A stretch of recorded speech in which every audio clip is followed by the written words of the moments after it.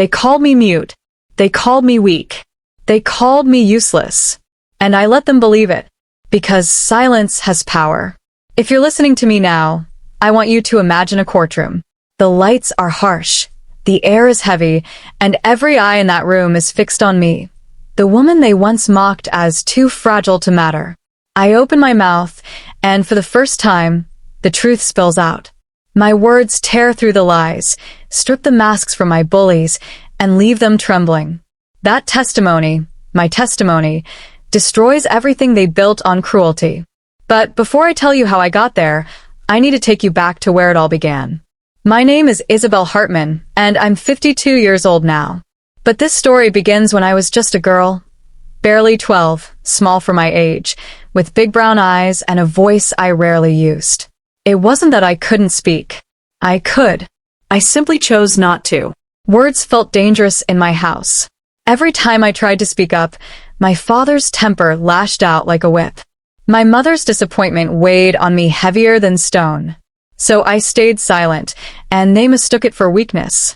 To the outside world, I was the mute girl, the one who never spoke, the one teachers overlooked, the one other children teased and tormented. I'd walk through the schoolyard clutching my books tight to my chest, wishing I could disappear. Their laughter stung worse than any bruise, and I told myself if I stayed quiet enough, maybe they'd forget I existed. But I didn't forget them.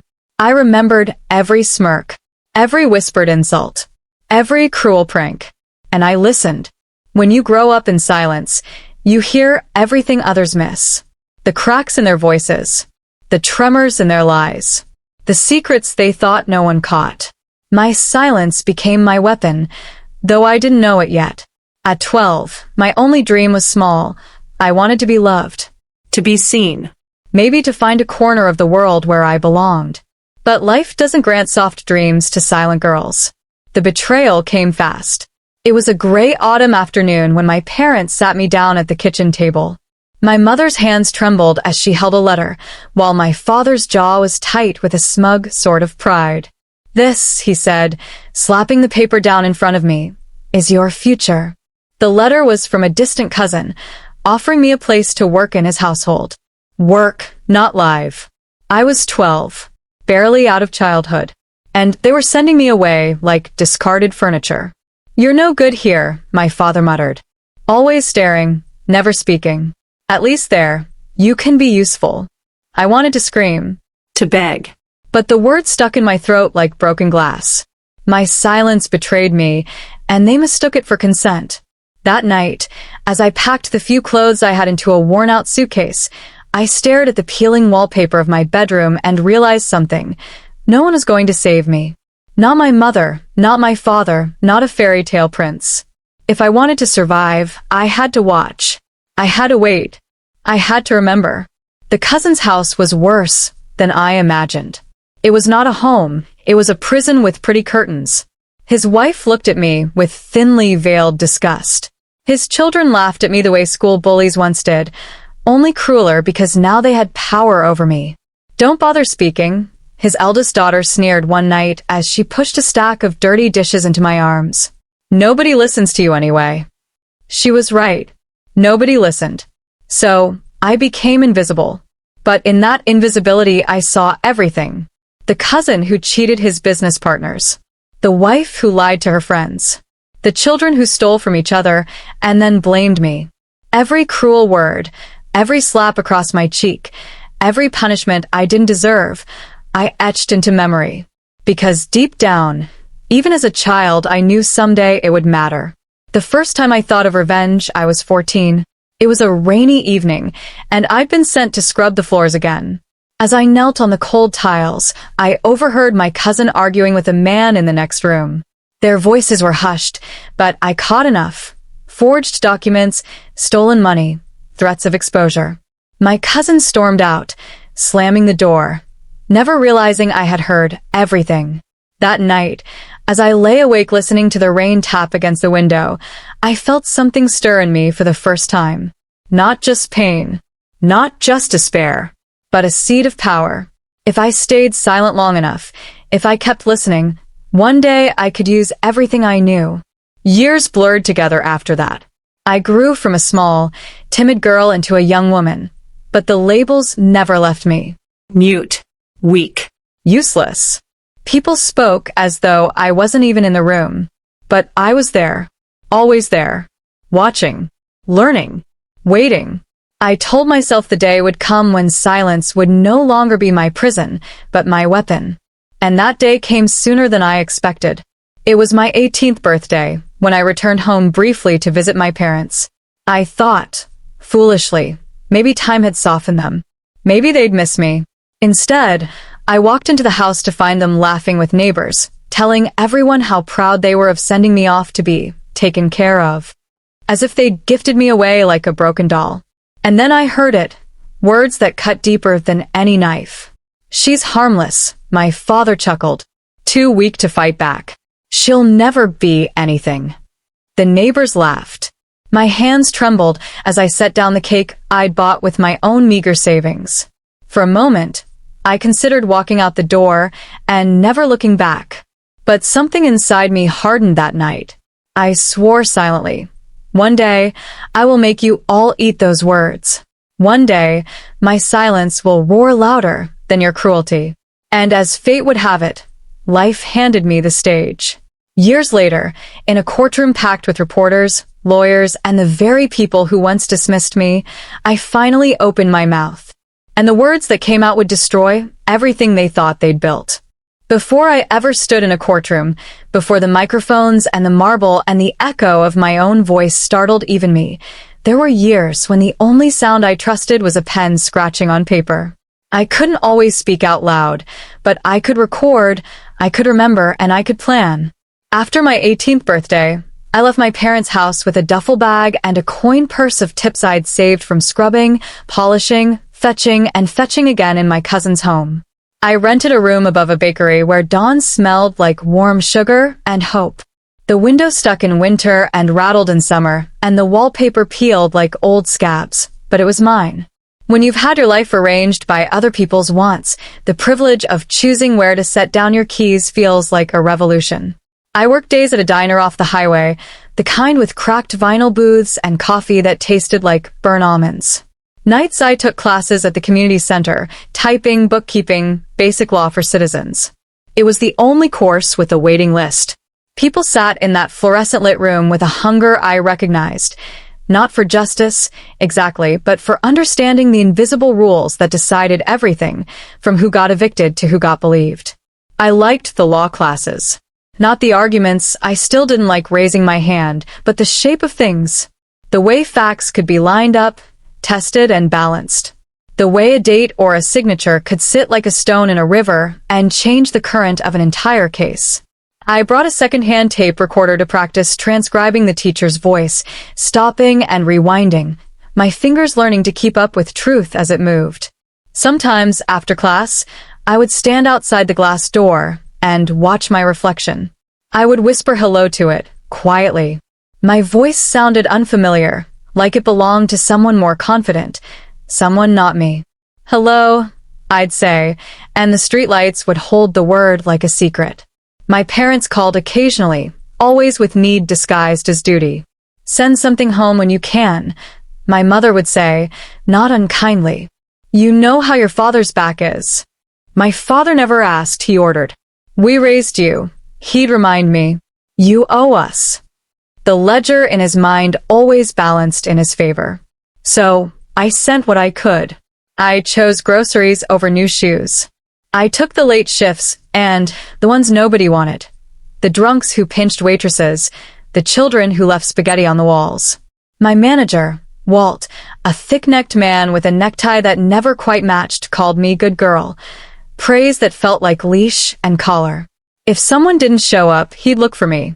You're reliable, he'd say, meaning easy to exploit. That's how the mistreatment began. Not with slaps or shouting, but with small choices that migrated one by one, from mine to someone else's. I was always the one to stay late, to cover, to accept. When I spoke, people blinked like I'd interrupted a broadcast they actually wanted to watch. If I offered an opinion, it was filed under background noise. There were bright pieces, small rooms of relief. A woman named May who worked the counter had a laugh like clean wind and wore lipstick that refused to apologize. She'd tap my shoulder with her pen and say, "You're quiet, not small. Don't let them mistake one for the other." She gave me a copy of a book about assertiveness. I carried it in my bag like a talisman, flipping it open in laundry rooms and bus stops. I underlined sentences about boundaries and respect, but underlines don't stop hands from taking, not when the takers are your kin, or your boss, or the man who will soon learn the shape of your loneliness and call it love. His name was Evan Blake. He came into the diner on a Tuesday that had been gray from start to end, the kind of day when even the radio sounded tired. He was older than me by 6 years, clean-shaven with the careful casualness of a man who wanted to be mistaken for generous. He ordered scrambled eggs and asked my name without leering. When I told him, barely above the ambient hum, he smiled like he'd discovered a flower blooming through concrete. "Isabelle," he repeated. "Beautiful. You don't talk much, do you?" I shook my head. "That's all right," he said, with a softness that felt like a hand at my back guiding me across the street. "Talking's overrated. I like listeners." People said Evan was easy to be around. He remembered birthdays. He tipped well. He didn't raise his voice, at least not at first. When he asked me out, May looked at me over the coffee machine and arched an eyebrow. "Be careful," she said, because she had lived long enough to know that men who praise silence often rely on it. Our first date was at the Botanical Gardens. He bought me a lemon soda and said he admired women who didn't need to be the center of attention. "There's a dignity to quiet," he murmured, touching the back of my hand. I wanted to believe him. I wanted someone to see my restraint and call it strength. I wanted to be chosen for something other than my usefulness. He learned my schedule. He learned the days my mother called and left me jittery. He learned the way I flinched when someone shut a drawer too loudly.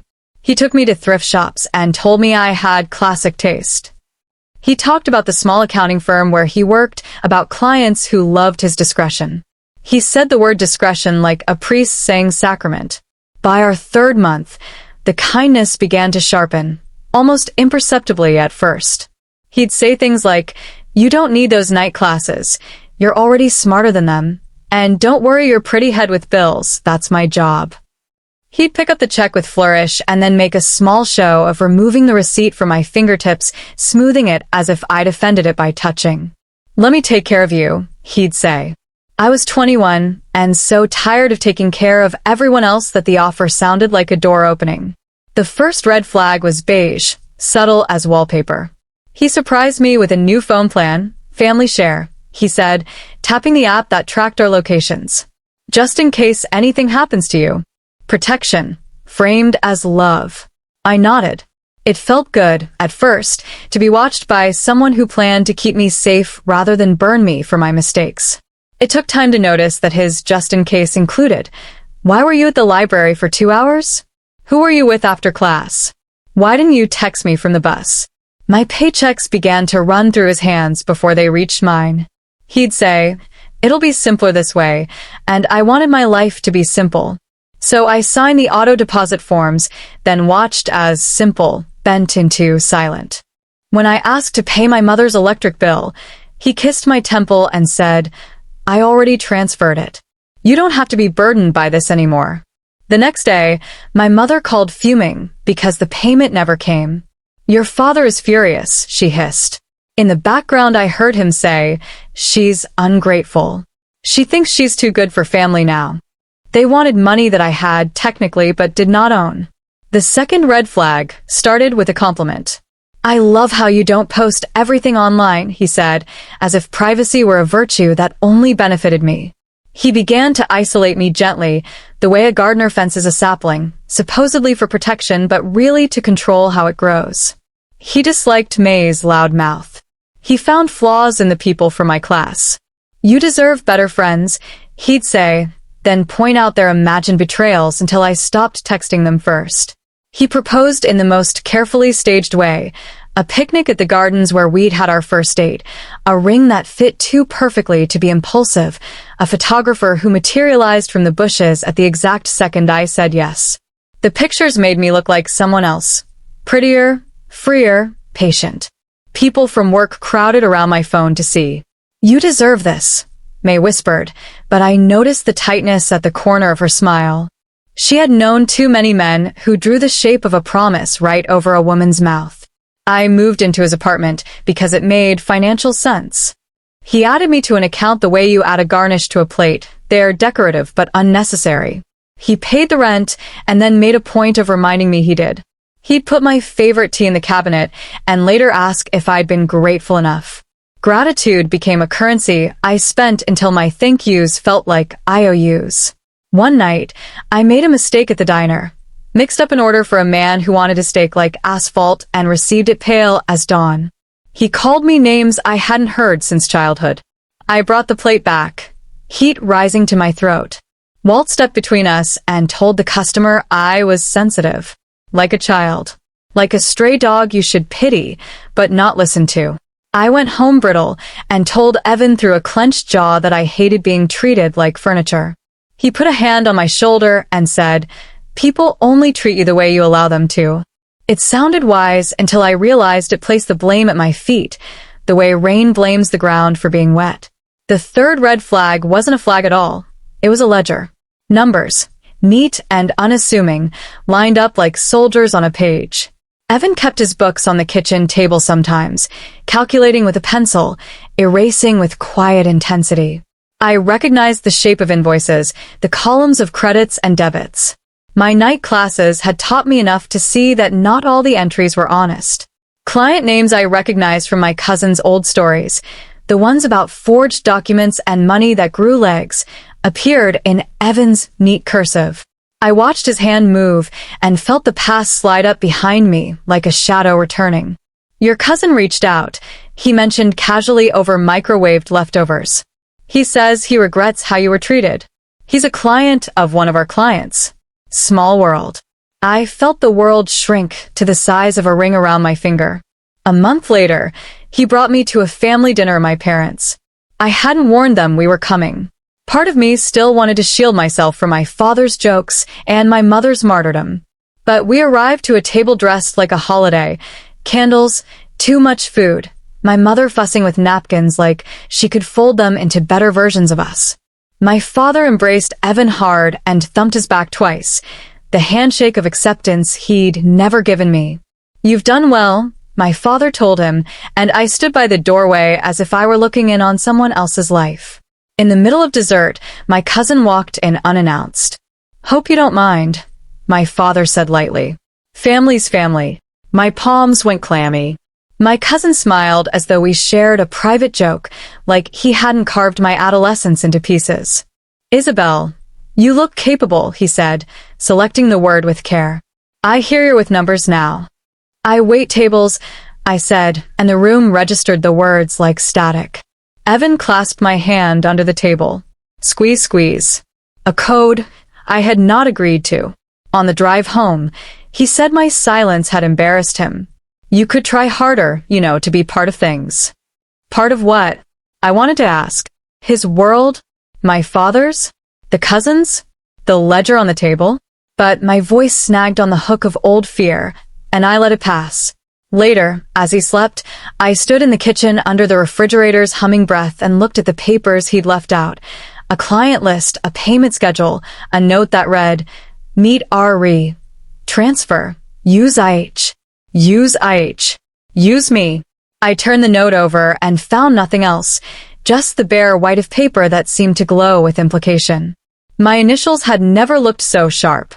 The mistreatment grew bolder after that, like weeds assured they would not be pulled. Evan criticized what I wore. Too plain for a fiancé, too pretty for a fiancé, too something. He framed it as guidance. He corrected the way I spoke to waiters, as if I didn't know how to be polite. He forgot to leave me cash when I needed bus fare, then chided me for not budgeting better. He was never cruel, not in ways that left marks. He was efficient. He cut my world into smaller squares and handed them back as gifts. When I told him I wanted to finish my bookkeeping certificate, he smiled without his eyes and said, "After the wedding, you'll be busy with planning." Planning meant picking linens from swatches he preferred. Planning meant nodding when my mother suggested a church I didn't choose. Planning meant my father offering to walk me down the aisle like a proper man, as if the child he'd sent away would finally be brought back in the correct packaging. May pulled me aside at work and asked me if I was happy. The question hung between us like a heavy coat. "I'm provided for," I said, and watched her face flatten into concern. "That's not the same thing," she whispered. "I want you to write down what you want, in your own words, without his eyes on you." I tried. One night, when Evan stayed late at the office, I took out a notebook and wrote, "Finish my certificate. Have a door with a lock I control. Buy a rug that I choose because it's soft, not because it hides stains. Speak when I want. Help someone the way I needed help." I stared at the list until the words blurred. Then I slipped the notebook between the pages of a law pamphlet and hid it under the sink, behind the cleaning supplies. I didn't know yet that he'd started counting the minutes my errands took, that he developed a habit of tidying what wasn't his. 2 weeks later, the notebook was gone. "Maybe you misplaced it," he suggested mildly, folding dish towels with surgeon-like precision. The look on his face said, "I decide what gets lost here." I felt the balance shift, subtle as a floor dipping underneath a carpet. My quiet wasn't mine anymore. It was a stage he'd dressed me on. At my parents' house, the rehearsals continued. My father called Evan son. My cousin invited us to a barbecue and introduced Evan to partners, whose eyes slid off me like water. I poured lemonade and listened to men argue about loopholes in tax codes the way boys argue about baseball. My mother told me I was lucky. "Your man knows the world," she said. "He'll carry you." Carry me where? I wanted to ask. Over what threshold? Into which contract with my name on it and his penmanship guiding the strokes? One evening, when the air had that metallic bite that means summer is packing up its things, I came home early from class. Evan had left his briefcase open on the table, a rare carelessness. Inside was a phone I'd never seen before, smaller, older, with a cracked corner like a secret bruise. I don't break things, I don't snoop. But something in my chest moved me, a bird pecking at the inside of a window, frantic to be let out. I tapped the screen. No password. There were messages, a stream of them, from a contact named R. Some were photos of invoices. Some were lines of numbers. And one, dated that afternoon, read, "Friday is fine. She'll sign. She always signs." My throat closed. I scrolled up. Another message from R. "Your cousin says she won't make trouble. He says she's compliant." Evan's reply, "She barely talks. Trust me." There it was, rendered impartial by pixels, undeniable as a fingerprint. I set the phone down and listened to the refrigerator hum again, to the faraway horns of traffic. In the quiet, I felt 12 years old and 18 and 21 all at once. I felt my father's smirk, my cousin's whisper, my mother's sigh. Harmless, weak, useful. A key turned in the lock. Evan stepped in, loosened his tie, smiled the way he did when he wanted to be forgiven before he apologized. "You're home early," he said. "I am," I replied, and my voice was steady enough to surprise us both. He glanced at the table. His smile faltered a fraction. "You looked through my things?" "I was cleaning," I said, and watched the shape of the lie sit between us like a third person at the table, uninvited and unavoidable. He tilted his head, measuring me. "I'm handling something delicate," he said slowly. "I don't want you burdened." Burdened. That word again. A velvet rope across a doorway. I washed my hands in the sink and turned off the tap. In the mirror above the stove, I caught my reflection, older than the girl who'd once whispered hello at the community center door, but with the same eyes. I held my own gaze and felt something align, like a shelf shifted into the correct notch. I didn't confront him that night.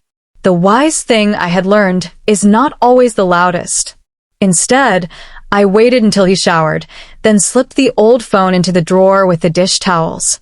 I took out my secondhand tape recorder, the one I used for class, and tucked it into the pocket of my robe. I turned off the apartment lights and stood in the dark listening, to the water, to the soft squeak of his foot on tile, to the old pipes knocking like a heartbeat. When his phone buzzed again on the table, the sound was so small it could have been a fly. I pressed the tape recorder's red button with my thumb and stepped toward the hum of trouble. The screen lit the kitchen in a rectangle of cold blue. A new message from R. Final transfer Friday. Use IH on the docs. She won't know. There was a voice memo attached. I held the phone close and hit play. A man's voice filled the room, familiar enough to make my stomach drop. Run it through her, my cousin said, low and sure. She won't fight. She never does. My thumb trembled, but I didn't drop the recorder. I captured the voice, the date, the time. Proof. A pebble in a river. From the bathroom, water shut off. The door clicked. Evan's footfalls came down the hall, rhythm steady as a metronome. I put the phone back exactly as it had been, my face calm, my heart an alarm bell. He walked into the kitchen, damp and confident, and kissed my temple like a stamp. Big week ahead, he said, drying his hands. You'll be my good luck. I smiled, a small shape that felt like folded steel. Friday, he repeated lightly, taking the phone, not noticing how neatly it returned to his palm. I'll need you to sign a thing or two. I nodded. My silence, for once, was not permission. It was preparation. And then there was a knock at our door, sharp, official, the kind you feel in your bones before you register the sound. Evan frowned, pulled the door open halfway. Evening, a man in a windbreaker said, holding up a white envelope like a mirror. Isabelle Hartman? I stepped forward. Yes. He handed me the papers. You've been named on a memorandum of transfer. If you have questions, the number's on the back. Evan laughed too quickly. Administrative, he said to the man, to me, to the universe. She doesn't handle those. The man's eyes flicked from Evan to me and back, then settled, as if choosing where to believe.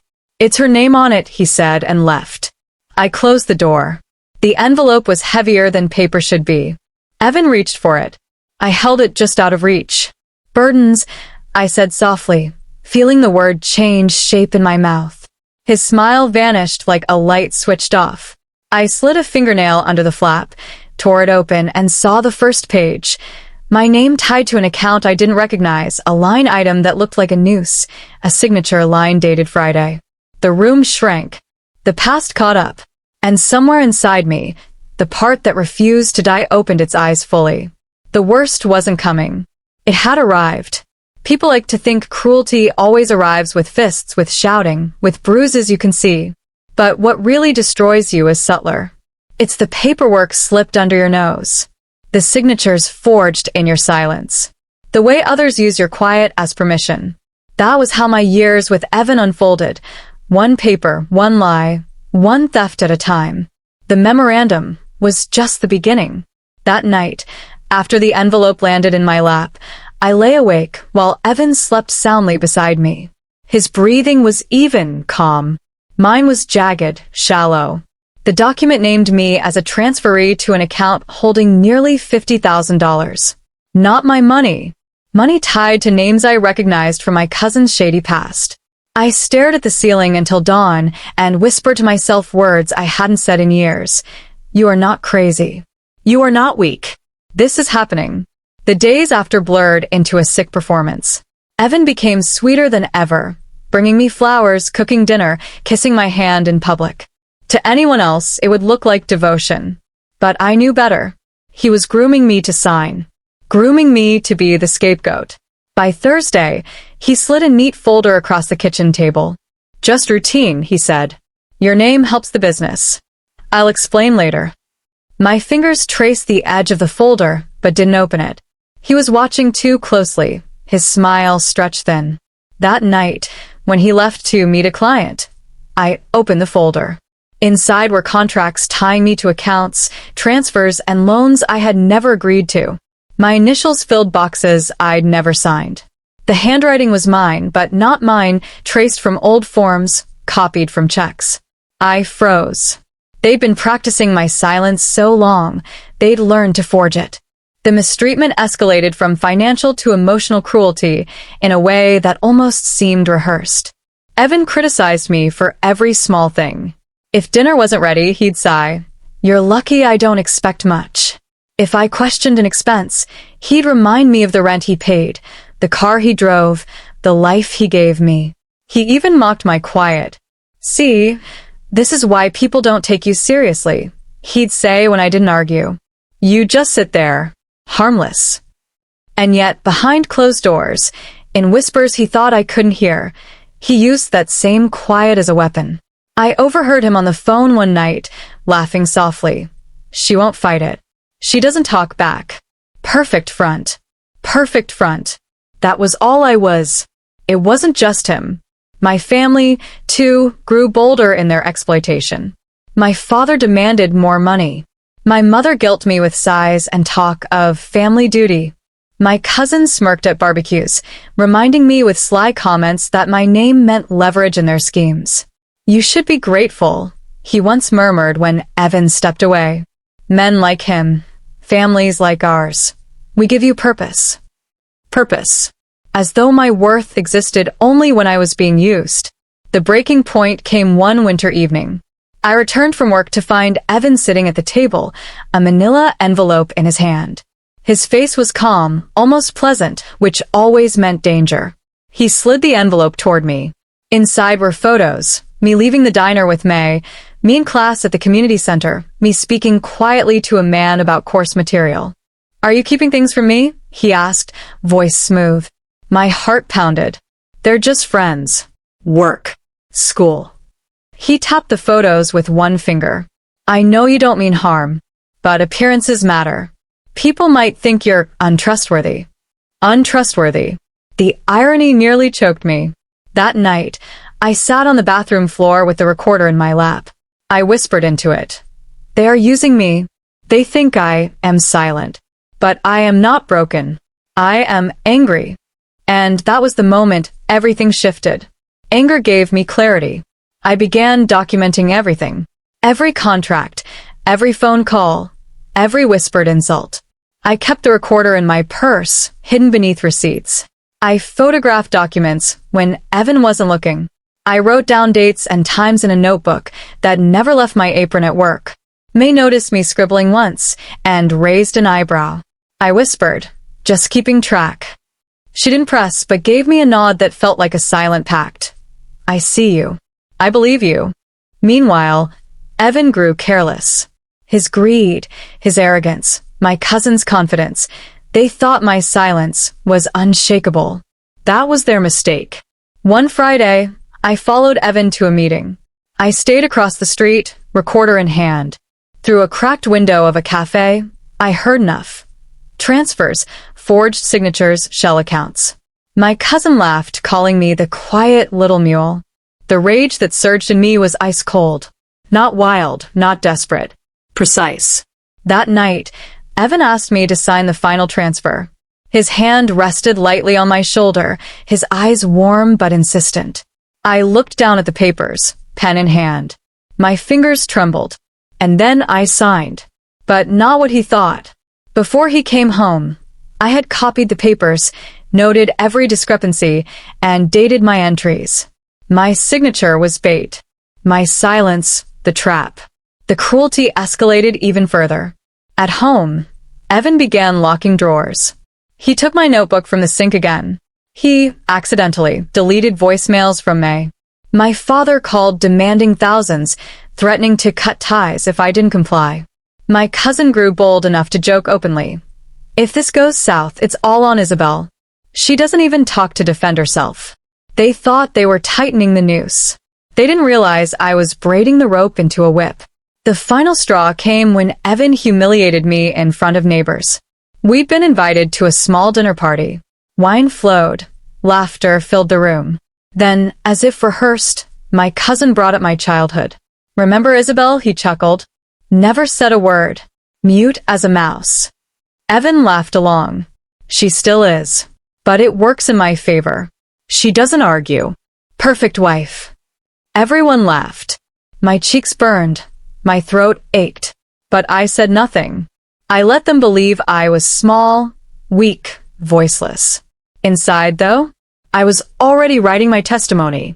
By now, I had collected recordings, documents, and even witness statements from May, who swore she'd stand by me. I'd begun visiting a lawyer quietly after class, sliding manila folders across a desk while the lawyer's eyes widened with every page. "You have enough to bury them," he whispered once. And I smiled, the first real smile in years. The cruelty, the betrayal, the financial abuse, it all crescendoed into one sharp realization. They weren't just underestimating me. They were handing me the rope to hang them with. And as I lay in bed one night, Evan's steady breathing beside me, I whispered into my recorder. They think silence is weakness. But silence is memory. And memory is evidence. Soon they'll know exactly how loud I can be. The signatures were forged. The money was stolen. My name was the scapegoat. But they didn't realize I wasn't broken. I was angry. And anger, when silent, is the deadliest sound of all. Anger is a blade you don't wave around.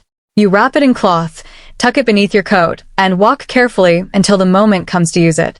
After the envelope and the secret phone and the message that said useless², my days took on two parallel tracks, one that Evan could see, quiet, routine, obedient, and one he could not. In the mornings, I brewed his coffee, packed his lunch, kissed his cheek. In the afternoons, I stood in library cubicles feeding papers into a scanner, naming each file with dates and times and initials, cross-referencing my notes with the steadiness of a metronome. By night, I lay still beside him, tracking his breathing, listening for the faint clicks of his other phone lighting the dark. I did not tell May everything. I told her just enough to keep me from drowning. "I'm documenting," I whispered one slow Tuesday. She handed me a roll of quarters for the copy machine like a priest placing a wafer on a tongue. Her eyes said go. The lawyer I chose sat in an office above a pawn shop, which felt poetically correct. He was quiet like me, older, with a careful way of listening that made silence feel like a valid form of speech. His name was Michael Shaw, and his suit had been pressed too many times, but his questions were sharp. "Tell me what you know," he said. I emptied my tote bag onto his desk. Contracts with my forged initials, photos of Evan and my cousin in the cafe, the memorandum of transfer, and, most importantly, my timeline. The pages ran like train tracks. Date, place, who said what I recorded, what I noticed. He read for a long time. When he finally looked up, his eyes were steady. "You're not imagining any of this," he said. "And you've done half my work for me." He tapped the recorder, then the papers. "Chain of custody will matter. Keep duplicates. Store originals somewhere Evan can't reach." I nodded. "A safe deposit box?" "And a second set with someone you trust," he said. "2 locks for 1 door."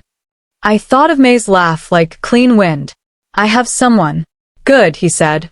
He steepled his fingers. "You want to get out clean, Miss Hartman? Or do you want the truth to ring so loudly no one can pretend not to hear it?" I heard the courtroom in his voice, the one from the future that lived in my chest. I did not smile, but I did not look away. "I want both," I said. "And I want it to be undeniable." "Then we don't just catch them," he said. "We let them catch themselves." He slid a legal pad toward me, drew 2 columns. In one, he wrote what they need. In the other, what we offer. "What they need," I said, and the words tasted like iron. My name on documents. My silence. My presence at a signing. And assurance they won't be exposed, he added. "They need to believe the walls are soundproof."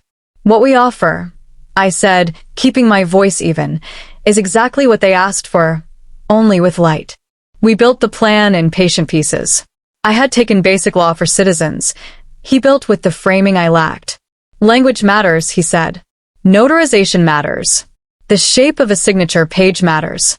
He taught me which questions, when answered aloud, carry more weight than a confession muttered in anger.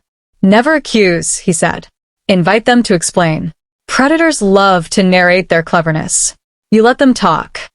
He paused. "Can you do that?" I thought of my childhood kitchen, the way my father bragged to neighbors, the way my cousin told stories as if charm could launder facts. I thought of Evan's careful voice when he said appearances matter. I nodded. I have been listening my whole life. We set the date. Friday, the day the mysterious transfer was supposed to finalize. We would give them a place that felt safe, a reason that matched their greed, and a form they couldn't resist signing.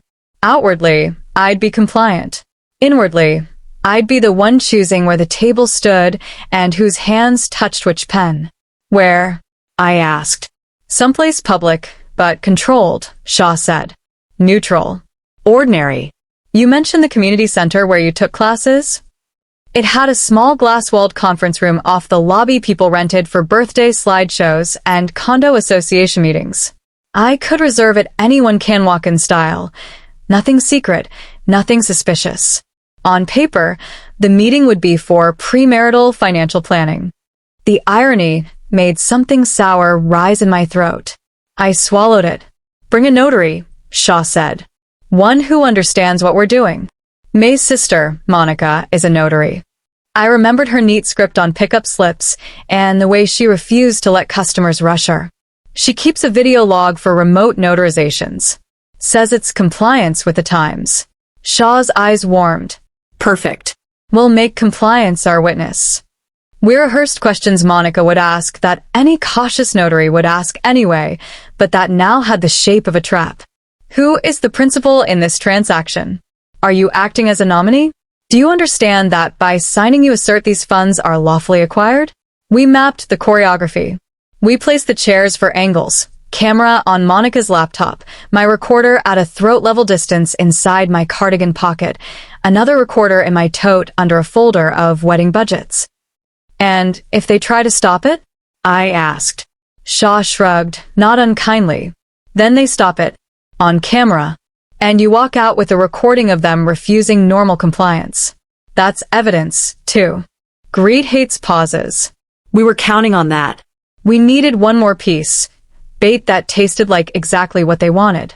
Shaw drafted a clean, very simple instrument, a beneficiary authorization letter for a temporary holding trust to receive the Friday transfer. He named it the Quiet Harbor Trust because he said it should sound like safety even to a man who never sought a harbor in his life.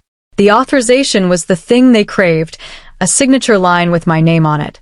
But ahead of that signature, in the very body of the text, were two sentences that would decide everything.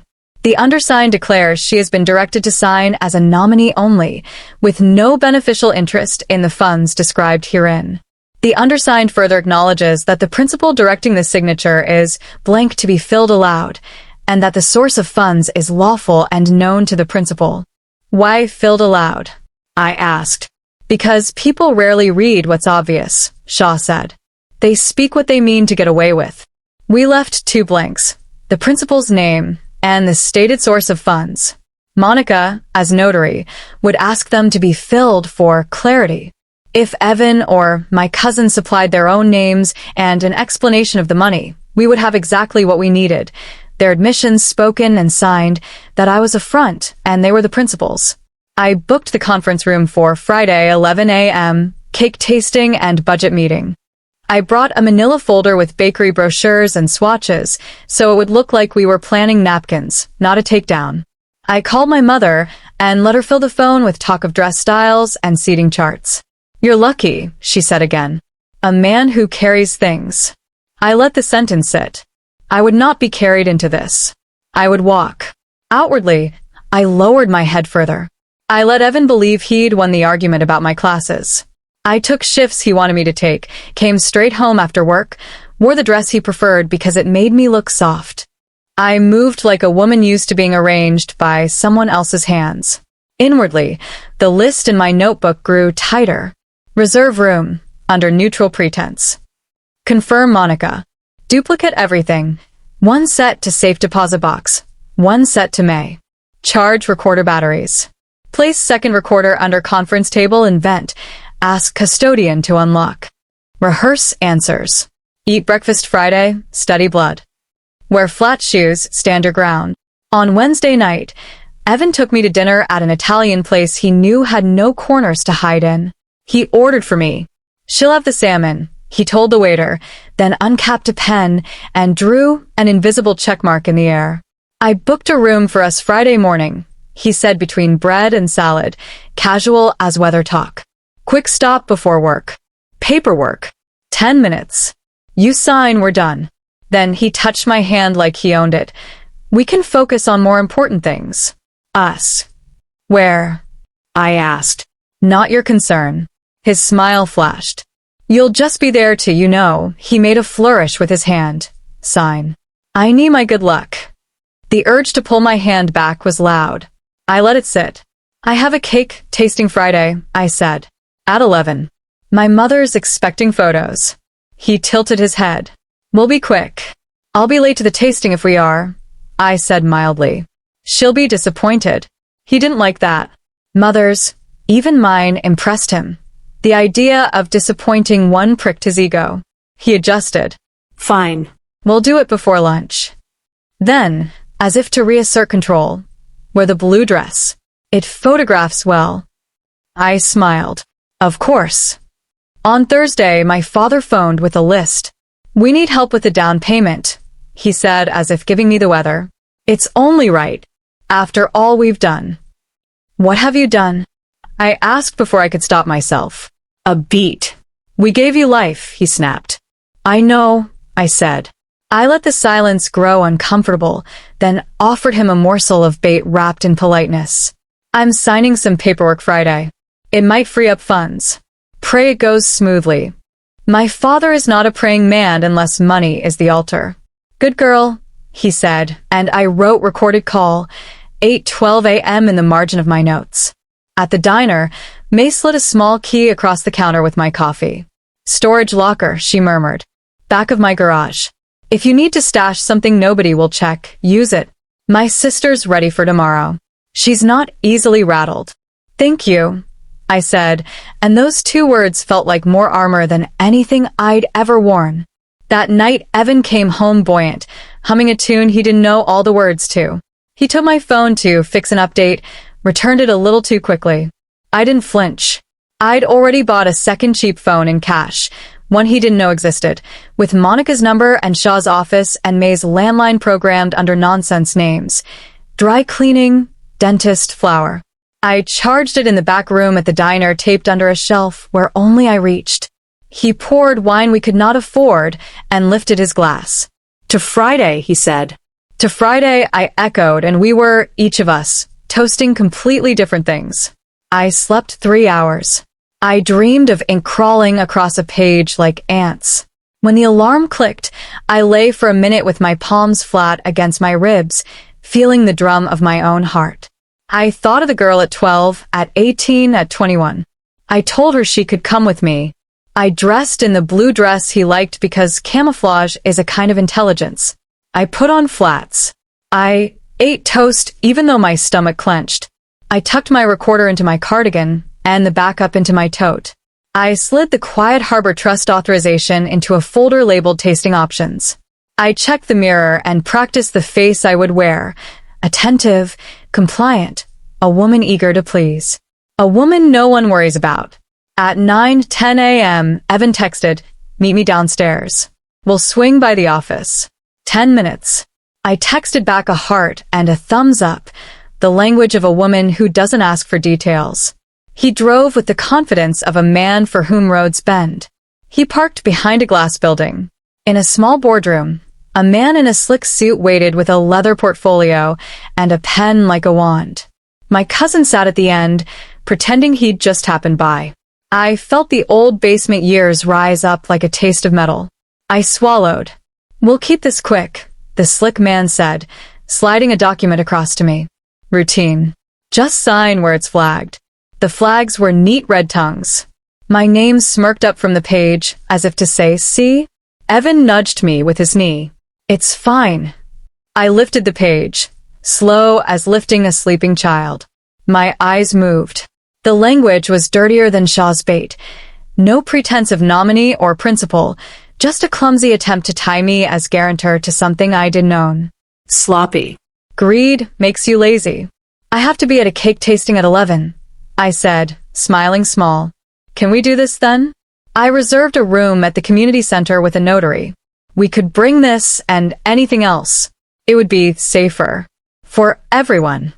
I let a flicker of uncertainty show. I'm nervous about signing in the wrong place. My cousin laughed like a man who loves a sure thing. Look at you, he said. So careful now. Fine. We'll do it there. Whatever makes the bride feel better. Evan hesitated, the only true instinct he had left working. He glanced at the slick man. Monica can notarize, I offered. She records everything. Compliance, you know. I kept my eyes wide, the way people do when they're trying to seem honest. The slick man waved a hand. Not a problem. Good practice. He gathered the papers, shuffling them like a magician distracted by applause. My cousin checked his watch and grinned. At 10:56 a.m., I walked into the community center with a box labeled cake samples. Inside were 3 bakery boxes and, beneath them, a folder holding the Quiet Harbor trust letter. Monica sat at the head of the table with her laptop open, seal ready. Camera light a small, unblinking eye. May stood in the doorway pretending to set down napkins and water, but really she was making sure the room stayed ours. Good morning, Monica said professionally. I'll be filming per standard compliance. Please state your names when you sit. Evan arrived at 11:02, perfect hair and the faintest sheen of a man who wants things to go his way. My cousin strutted in behind him, heavier than when I'd last been a child, but with the same eyes. The slick man took the chair nearest the outlet for his charger. My father, because of course, came 3 minutes later, with the harmless embarrassment of a man in a suit he wore only for funerals. I'm here to witness my daughter, he said, which made my lungs try to fight their way out of my chest. I set a glass of water in front of him, so I'd have something to do with my hands. Monica tested her microphone. Sound check, she said. She glanced at me. Ready. My smile belonged to costume department. Ready. Evan leaned in, his voice pitched low for intimacy. See? Simple. You sign, we celebrate. I placed the Quiet Harbor Trust authorization on top of their stack like a hostess, setting the first plate. Before we get to your paperwork, could we start with this? I asked. My lawyer says holding incoming funds in a clean trust prevents commingling. It's safer. I gave the word back to them the way they liked their food, seasoned to their taste. The slick man scanned the header, relaxed at the words temporary holding and beneficiary authorization. Fine by me, he said. We fill in the blanks and notarize. Monica uncapped her pen and looked straight at the camera. For the record, she said, voice calm as the click of a metronome, we're completing the Quiet Harbor Trust beneficiary authorization. I will ask standard clarity questions. Evan patted my hand. My cousin slid his chair closer to the table. My father drank water he didn't want, pretending it was whiskey. Monica's eyes lifted. Ms. Hartman, this document states you are signing as a nominee only and have no beneficial interest. Who is the principal directing you to sign? I kept my face mild, curious, the good student in the quiet row.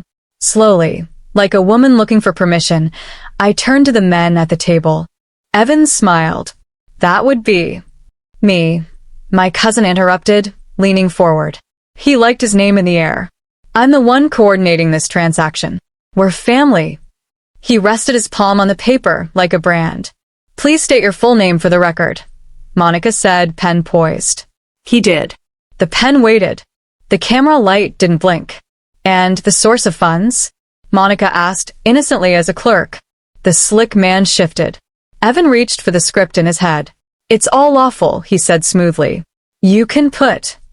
My father cleared his throat, a sound I'd once heard as thunder.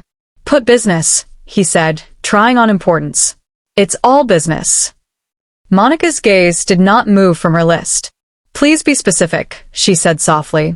For compliance. Evan glanced at my cousin. For a terrible, delicious second, the floor under their feet was not quite where they thought it was. I slid the pen toward them. The camera watched. The recorder warmed in my pocket. Their fingers hovered. Greed hates pauses. State it clearly, Monica said, the way a teacher asks a child to read what is already on the page. Evan drew breath to speak. And I, the silent girl they thought would never matter, sat very still and let the trap close around the sound of his voice. People think revenge is fire, loud, blazing, unstoppable. But when you've been silent as long as I have, you learn it's something else entirely. It's patience. It's precision. It's the quiet turn of a key in the right lock, the sound of a trap snapping shut not with a bang, but with a click. That Friday morning, in the small glass-walled conference room of the community center, the trap closed. Monica sat steady at the head of the table, her notary seal glinting faintly under the fluorescent lights. The laptop camera cast a soft red glow. I could hear the faint hum of the heating vents, the shuffle of papers, my father clearing his throat like he wanted to seem important. And then Evan spoke. "The principal is me," he said, calm, assured, with the arrogance of a man who believed the world bent toward him. "The source of funds is through our client accounts. Lawful, of course." The words were perfect, not for him, but for me. They hung in the air like a net, captured neatly by Monica's microphone, by my recorder in the cardigan pocket, and by the second recorder taped under the table vent. "Thank you," Monica said smoothly. "And Mr. Hartman, you confirmed the principal is your cousin, correct?" My cousin leaned back, smirking, his voice dripping confidence. Yes. "Isabelle signs because I asked her to. She's just a nominee. Family helping family." I felt the air shift. Years of humiliation, mockery, and manipulation condensed into that single, damning sentence. The silent girl, the mute, the useless one, wasn't signing away her life. They were signing away theirs. I kept my face still, my voice soft. "I don't really understand this paperwork," I murmured, exactly as they expected. "Could you explain it again?" For the recording. Evan, greedy for control, leaned closer, his tone patronizing but clear. "It's simple, love. You sign, but it doesn't mean anything for you. You're just lending your name. I handle the rest. You're not responsible. Not responsible." He said it twice, like a gift-wrapped confession. My cousin chuckled. "Exactly. She doesn't even know what half this means, but that's why she's perfect. No one questions the quiet ones." The words hit me like a hammer, because they were right. No one had questioned me. Until now. Monica nodded, her professional mask flawless. "All right. Please proceed with signing. State for the record you understand." Evan slid the paper to me, his pen poised. My father leaned forward, eager, like a spectator betting on the winning horse. My cousin's eyes gleamed with triumph. I took the pen. My hand hovered above the page. My silence stretched, not fearful now, but deliberate, controlled. They shifted, fidgeted. Evan whispered, "Go on, love." And then I spoke, clearly, firmly, the voice that had been waiting years to be heard. "No." The word cracked through the room like a bell. Their heads snapped toward me. My father blinked, confused. My cousin froze mid-smirk. Evan's pen wavered. "I will not sign this," I continued, steady, the strength in my voice shocking even me. "And I will not carry the weight of your lies anymore." Evan tried to laugh. "Sweetheart, you don't mean—" But I interrupted, louder this time. "You said it yourself, on camera, on record. I'm only a nominee. This money isn't mine. It's yours. And it's unlawful." Silence. Except for the whir of Monica's laptop fan, the mechanical witness to everything. My cousin stood, face flushed. "Turn that thing off," he barked at Monica. She didn't flinch. "This session is being recorded under standard compliance." Her calmness was a fortress. Evan's mask slipped. "Isabelle, you don't know what you're doing." I leaned forward, meeting his eyes for the first time without fear. "Oh, I know exactly what I'm doing. I've been listening my entire life. Every insult, every scheme, every time you thought my silence meant weakness. It didn't. It meant I was recording." And then I reached into my tote bag. Out came the manila folder, the real one, thick with documents, photos, timelines. I spread them on the table like cards in a game they thought they were winning. Copies of the forged contracts, transcripts of phone calls, photos of meetings, even my father's recorded demands for money. Evan's face drained of color. My cousin's jaw tightened. My father muttered, "What is this?" But his voice was weak.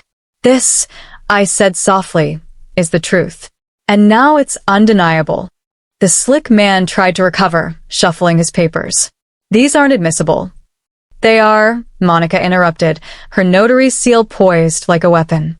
And they're already backed up. Multiple copies. Safe deposit. Independent counsel.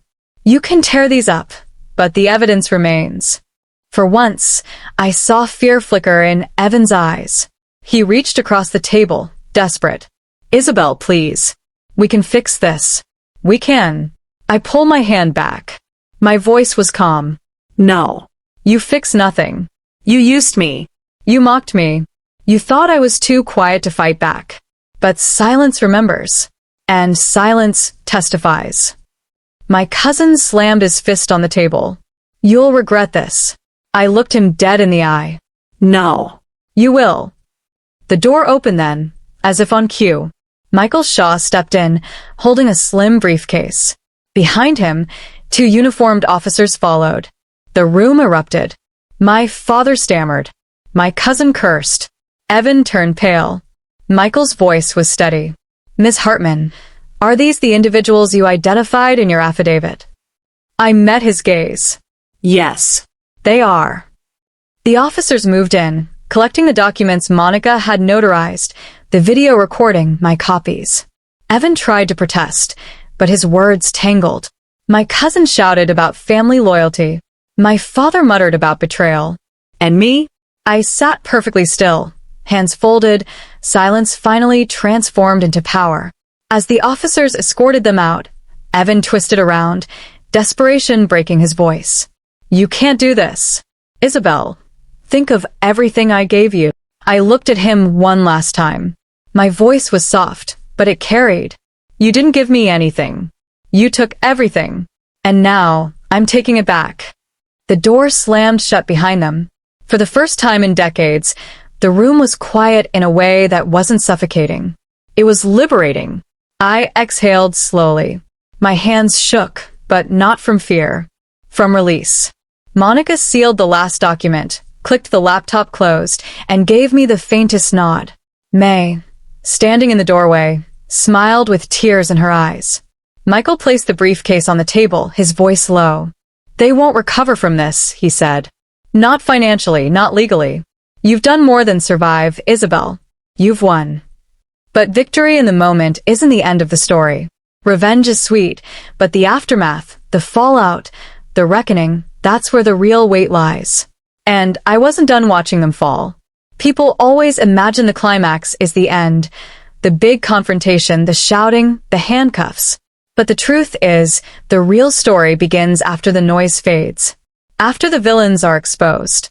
After the crowd disperses. That's when the silence comes again. But this time, it's not mine. This time, the silence belonged to them.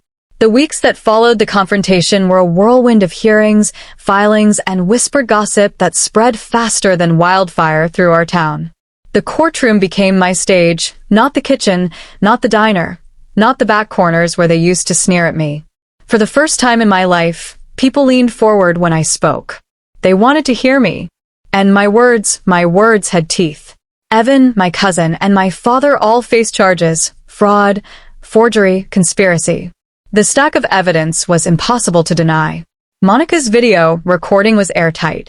The notary seal, the timestamp, the admissions, each piece was a nail in the coffin of their defense. My cousin tried to bluster his way out. Family business, he argued in court, shrugging like it was a misunderstanding. Just a mistake.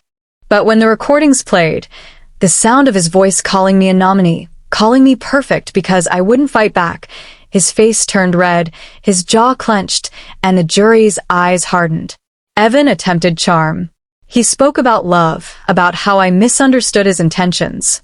I was only trying to protect her, he told the judge, his voice dripping with false sincerity.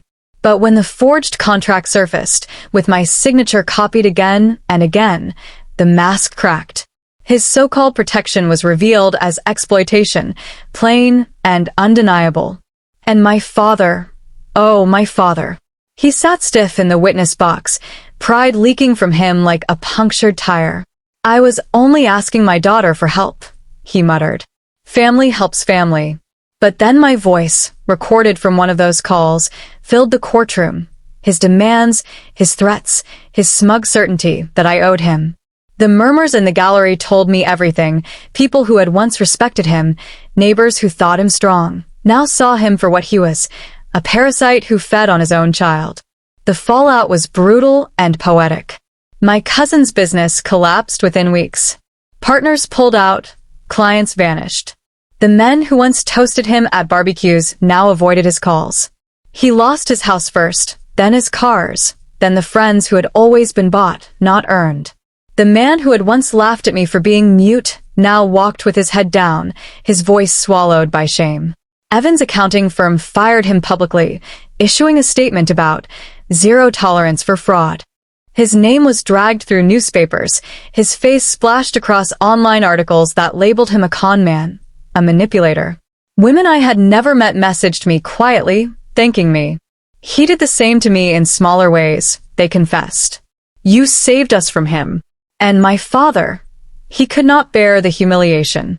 The man who once bragged about controlling me now sat alone on his porch, neighbors whispering as they passed. My mother rarely left the house, too ashamed to face the world. The invitation stopped. The smiles disappeared. My father, once so loud, became as invisible as he had always made me feel. It was justice. And yet it was heavy, too. I'd thought I would feel only triumph. And yes, there was satisfaction. There was pride in knowing I had turned their cruelty against them. But there was also grief. The grief of a daughter who had wanted her father's love. The grief of a woman who had once believed in a fiancé's promises. The grief of years stolen from me. Justice doesn't erase scars. It doesn't rewind time. It just makes sure the knife is no longer in their hands. The community reacted loudly. At the diner, customers I had served for years suddenly looked at me differently. Didn't know you had it in you, one old man said, shaking his head with a kind of awe. May hugged me so tightly I thought my ribs would crack. You're not quiet anymore, she whispered. You roared.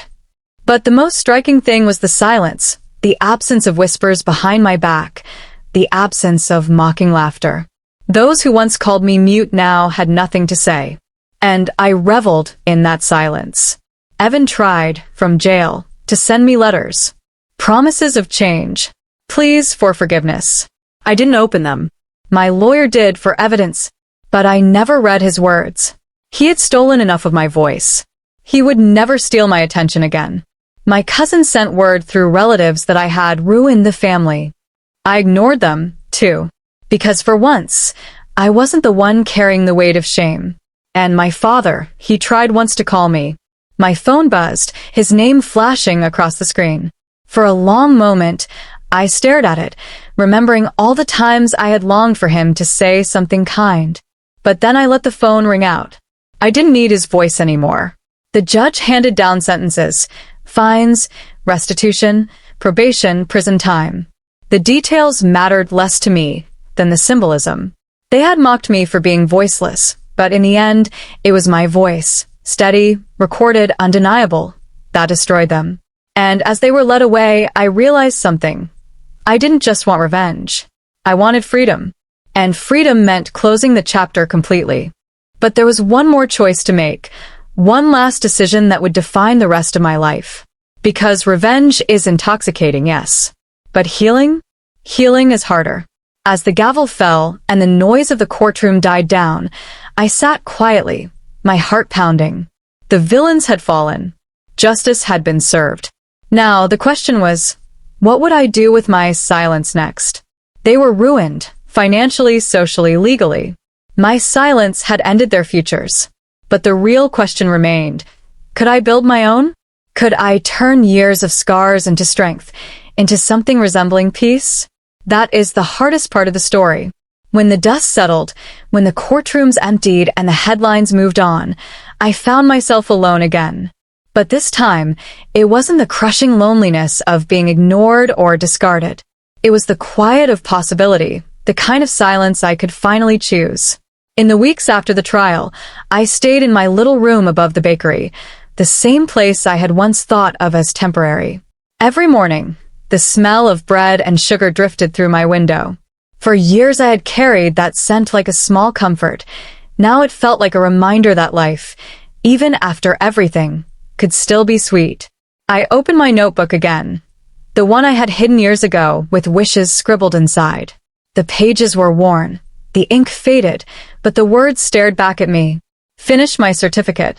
Have a door with a lock I control. Buy a rug because it's soft. Speak when I want. Help someone the way I needed help. I touched each line with my finger, and for the first time, I realized I was already living most of it. I went back to my classes at the community center, not hiding, not sneaking. This time, when the teacher asked for volunteers, I raised my hand. My voice shook at first, but it was mine. And when I finished speaking, people nodded, wrote notes, asked questions. They listened.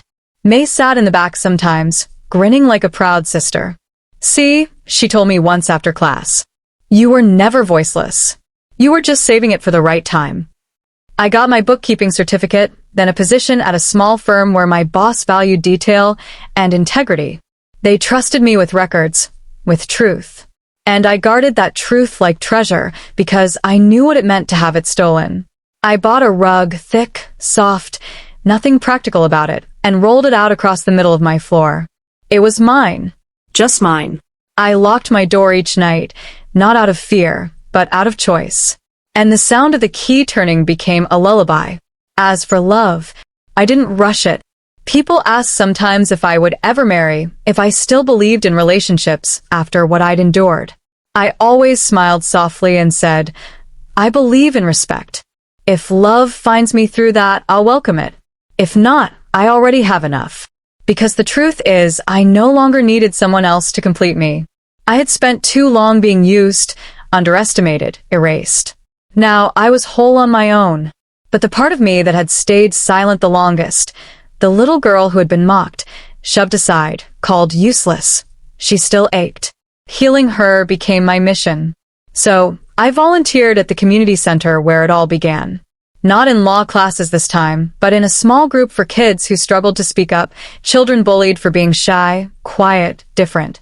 I sat with them, listened to their halting words, their tears, their fears. And when they asked me how I knew what it felt like, I smiled. Because once, I told them, I was the silent girl. But silence isn't weakness. Silence is strength waiting for the right moment. Their eyes widened, like they were seeing a possibility for themselves. And in that moment, I knew my scars had finally found their purpose. Do I forgive my father? My cousin? Evan? No. Not in the way people expect. I don't carry hate for them anymore, because hate is still a chain. But forgiveness? That's too generous a word for what they did. I simply let them go. They live in their own ruins now. That's enough. I want to leave you with this. Every scar tells a story, not of defeat, but of survival.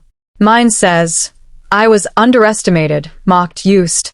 But I endured. I learned. I remembered. And when the moment came, I spoke, and my voice was strong enough to shatter the lies. So if you're listening to me now, and you've ever been called weak, useless, too quiet, or invisible, remember this. Your silence can hold power. Your story matters. Don't let anyone convince you otherwise. Because one day, your truth, your voice, might be the very thing that brings down the people who tried to break you. And as for me, I'm no longer the silent girl. I'm Isabelle Hartman, survivor, witness, Voice. and this is my story. If my story touched you, share your thoughts in the comments. Tell me where you're listening from. I want to hear your voices. And if you believe in strength rising from silence, subscribe to this channel.